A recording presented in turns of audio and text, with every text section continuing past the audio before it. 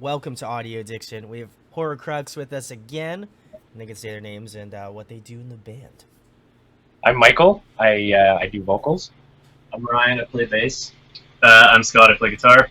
I'm John, and I play guitar. Awesome. So, guys, you're very much a part of the Audio Addiction family. We did one like 2 years ago, I think. So a lot has changed. So, tell us what's been going on, for the past 2 years. I know you guys have something new coming out. So, just, what's been going on lately and, what have you guys been doing? So lots has been going on. We did a lot of writing, a lot of focusing on kind of developing our sound a little bit further. New addition to the band is John. Danny decided to step down from his position on guitar, so John is a good friend of ours, so it was kind of like a perfect fit. And it's nice because him and I have been working on a lot of new stuff. So our new album, Heretic, just came out not too long ago, but we already have like 4 or 5 tracks that are starting off the next cycle for us. So we're already kind of working on that, and having John's ideas are kind of pushing our sound to different boundaries and things like that too. So we're really excited about all that stuff. Awesome. And how is the release of Heretic? I listened to it. I didn't get a review out, but I'm hoping to get back into the swing of things with that. So and I also saw you had a new track on Ghost Killer Entertainment. So how is the response been with the new track? How has the response been for the EP as well that you guys released previously? I feel like I keep seeing your name more and more as I'm doing stuff, so I feel like your popularity has grown since at least the last time we spoke. But how has that been? How's the feedback been? And maybe you can kind of give an insight onto newer stuff that's going to be coming out. Yeah, sure. It's been really, really, really well. I think it was definitely long overdue. And people were definitely expecting it, especially because we've been playing some of these songs off Heretic for close to 2 years now. So people who've seen us live have been asking constantly for new music and stuff like that. And it was great. We approached it differently in terms of recording it and stuff like that. We definitely spent more time writing the songs and really fine-tuning them. And then we just really hauled ass on online promotion. We definitely wanted it to be in everyone's hands and stuff like that. So, talking to people, keeping up with friends, other bands and stuff like that, reaching out to new people as well as old friends. So, we're definitely in the right direction, I think. Yeah, I definitely feel so, because I just moved into a new apartment and I was listening to some of your new stuff just on my TV, just chilling out and eating some dinner, and I was this is really good, because I feel like I kind of took a break since the last time, and I had saw the video come up on Ghost Killer, because I see their content, same with Dreambound too, and it's always cool seeing other promotional sites, seeing people that I've done work with in the past doing stuff on on a little bit more of a larger scale than myself, but it's cool to see that. And so did they approach you about doing that, or did you approach them about having them feature you on their website and stuff, and having the music video put out like that, and how was that interaction and stuff like that? Yeah, so actually a new thing since the last time we spoke, we signed with a management company, UAC Management. Nice, congrats. And it's ran by a fellow named Hristo, and he's a big social media guy. He knows everything in and out about social media, and so he's definitely been helping us out with everything, including getting us on Ghost Killer. So that was all of his ideas. So he arranged everything for us, and essentially we just sent them the video file, and then they took care of uploading it and promoting it on their behalf. Awesome. The interaction was super good as well, because we ended up needing a fast turnaround on it, and I think they got it up in less than 24 hours. It's pretty nuts. That's tight. So, yeah. We were planning on releasing it, and then we didn't really have an outlet to release it to. We were just going to do it ourselves. Yeah. And then I think they reached out to us 48 hours before the release, and then something like 24 hours before the release, it was like done, ready to go. Oh, sick. Well, I mean, if you ever get in a bind again, you know, you can hit your boy up. We got you over here. But how was, you know, obviously, you know, you had that music video out. I feel like in terms of sound, is that something like the direction that you guys are going in? Obviously, you know, you've have new members since the last time we spoke, but like, you know, what have, I guess you can answer for yourselves, like what have you guys brought to the table, and like, you know, do you feel like now at this point with like the new stuff being worked on, like, do you feel like your sounds have kind of like meshed together and like create something different that like could take Horcrux, like, you know, to the next destination? I think so, yeah. So I wrote most of, like, at least the guitar work for Heretic. I wrote most of it myself. Mike jumped in on a couple songs as well. Zach obviously did all the drums and things like that. And we kind of explored lots of new sounds. So like with Linger, the one that's on Ghost Killer, it's like, it's a little bit more simple in terms of guitar work, but it's got a lot of groove and a lot of feel to it. And that's something that we really tried to explore on this album. And then we kind of kept the technical elements in other songs. And I think that now that John and I are working on stuff too, we're trying to keep that kind of groovy feel, but then still explore the technicalities and exploring more like different key options and different modes, different chordal options and things like that too. So that's something that we're really trying to expand on, but still keep that kind of groove and that kind of music that has more feel, you know, instead of being a little bit more, a little bit more like just kind of like monotone, I guess. Yeah, I could feel that there was like, you know, I feel like bands, even when we talked the last time, bands that you drew from were like Polaris, like, you know, like North Lanes, things of that nature, and that sort of vein era, those sorts of like artists. And I feel like you guys definitely pull a lot of influence from that, but I also feel like you guys kind of have a different spin on it. And, you know, that's what I like about the genre is that, you know, each band, while they might have like some similar, you know, in terms of like, you know, influences they draw from, I feel like everybody does something just like the slightest bit different. And, you know, I've always appreciated Mike's screaming, like when I was listening to Linger, I was like, you know, this dude's got some range. So it was cool to see like just the you know, going from like the lows to the highs and stuff like that. It was really killer. But kind of to roll into the next question, like who have you guys been jamming, and like has it been affecting like the newer stuff that you guys have been working on? That's a tough question. It's because we all have like drastically different musical tastes, so maybe we can all just take a turn. Yeah, there you go, do it. Yeah, I listen to like a lot of era, I guess. That's like mostly just put it on repeat for every album for, you know, all day at work or on my drive home, whatever. So yeah, that's definitely a big influence in the stuff that I write. Yeah, I guess that would be my number one. Yeah, I've been kind of all over the place lately. I've been going back to like some old stuff.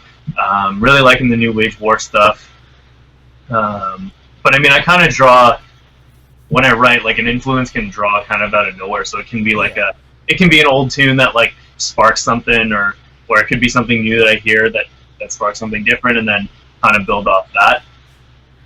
But yeah, like a little bit of everything for me, honestly. Awesome. Anyone else? Mike? Right. I think for me, I've been listening to a lot of more like modern hardcore, like Falsifier. I don't know if you've heard of them. They just Nice. dropped Yeah, off, tight. and I've been crushing that every day. And for me, more so because I'm not always a part of the writing process. It's one of the things that I like hear from music that I listen to that I can try and mess around with during the live stuff. I like to do really stupid stuff live and just see what I can get away with. Yeah. Awesome. Mike?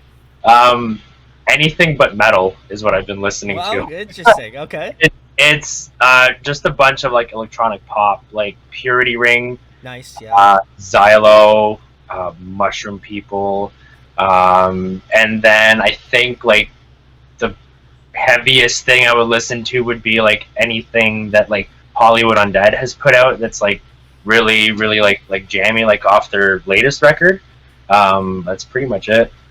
That's interesting. I would have never. I mean, I think I'm almost positive you said the same thing like last time, but like it's kind of crazy to think like, I always think it's weird when people are like, oh well, you listen to like a lot of metal, so that must mean you like only exclusively listen to metal, and I'm like, not really, but Yeah. but it's like crazy that that's the case. Like even same with probably people who listen to pop, it's like the same exact thing. Yeah. But Yeah. it's cool because I feel like you're able to take kind of like that mindset of like maybe like a pop hook or something like that, and really kind of incorporate it into like the music you're writing now, maybe, or something like that. So Yeah. It's like whenever I work on our stuff, either it's like a breath of fresh air because I listen to so much other things when I'm listening to music, and then when I come to actually write our stuff, it's just like, okay, this is what we're doing now, you know? awesome. Next question, guys. I got a fun one, new batch of questions. If you could compile a musical supergroup, who'd be in your band? Oh my god. Like if you were to like replace yourself in the band, like who would you have replace you? That's an easier question. I'd replace Scott with anyone else. Shit. Oh boy. Scott, what do you have to say in response to that? The Oh, band's you're not over. wrong. I'd get the bassist from Steel Panther.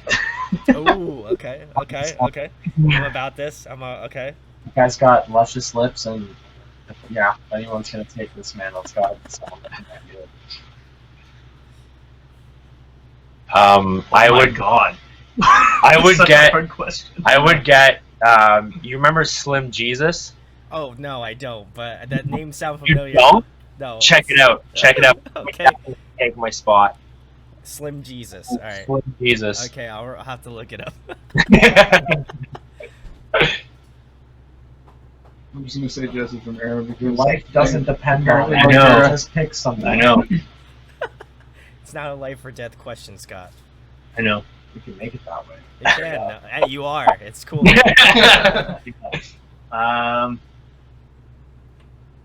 Honestly, I don't know. Elvis Presley. There you go. Okay. He moves his legs like nobody else. There you Stuck. go. Stumpy on this. That is the strangest band Yeah. I've ever heard. I haven't even heard of Some Jesus. I'm pretty sure Jesse Cash would be like, "What's going on here?" No. I'm sure he'd be down with it though. That's the worst part. He probably would be. And so, Jesse Cash, if you want to form that band, it's all yours. You have creative rights to that since we used your name. So, You know what? Nick Nocturnal, he can replace me. Oh, There we okay. If another YouTuber, Nick, you want to come on, Nick, please. Anyway, next question, guys. If there was one song or album that you could call your own writing, what album would you choose? Like, if you wrote that record, like for example, like A Day to Remember, Homesick. Not that would be the answer. I'm just giving you. Yeah. That'd be a good answer though. That'd be a good one. You're right. Oh man. You look at Spotify. Ooh, that's a good look. I like that. Consulting the internet. Oh boy. Luminescence by Era. Oh, okay. Probably just stole John's answer, but Oh, Yeah. Arrow answered for the first time Really? so far. I was gonna say Singularity by Northland. Ooh, That's another good that's one, a great. yeah. That's a great one. Okay. Mine would be Riot by Paramore. Ooh, that's a. Ooh, yes. Ooh. I have to give you that internet fist bump. That. Yeah, there we go. Oh man. Oh, that's tight. Okay. Probably Get What You Give from the Ghost Inside. Ooh.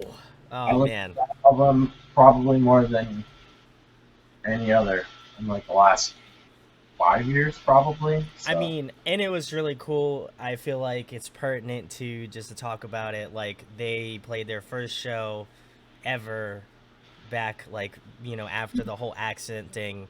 And I've seen nothing but, like, really cool videos of them playing. So I'm sure that must have been, like, I mean, I'm not like remotely the biggest Ghost Inside fan, but I feel like that was such a cool moment in like our like Yeah. sphere of music that hopefully they'll be back at it again and doing it soon. Yeah. But next question. So, Oh, they I'll put let the you song- go. What were you gonna say?